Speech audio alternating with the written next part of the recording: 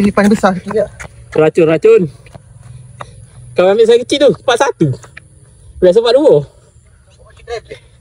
Hah? Nampak macam lepek. Ya? Cukup sekali. Bagus, tak ada. Tak boleh dah kawin kudang. Hari ni aku try sarun dengan stokin. Dan hari ni jarak paling jauh aku dapat dengan selipan ni 10.9 lah. Sampai rumah mungkin dalam 11 kilo. So pakai stokin selesa, sedap dekat kaki. Dan tak ada rasa nak blister ke melecet, tak ada lah. Peluh pun tak ada rasa, grip pun okey. Mantap. Sila teracun.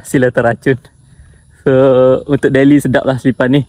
Plate dia aku masih lagi tak rasa plate dia untuk speed. Plate dia ni aku rasa untuk stability semata-mata lah, untuk stabil. Dan masih lagi terasa berat dia. InsyaAllah aku cuba lagi biasakan kaki aku dengan selipan ni. InsyaAllah cuba lagi. Hari ni 10 kilo Alhamdulillah. So dah boleh balik lah. Dah penat.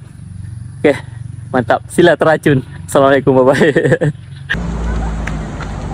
Hui. Aduh, dia laju pula. Hai, ramah. Kau tak ikut Mami? Ha? Kau tak ikut Mami? Apa lima? Kau ni ikut saya tak ikut? Gigi. Ikut emu? Aduh.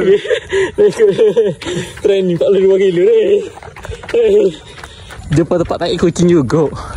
Banyak tempat tarik kucing juga dia. Permainan dia. Sakit kaki tu sial.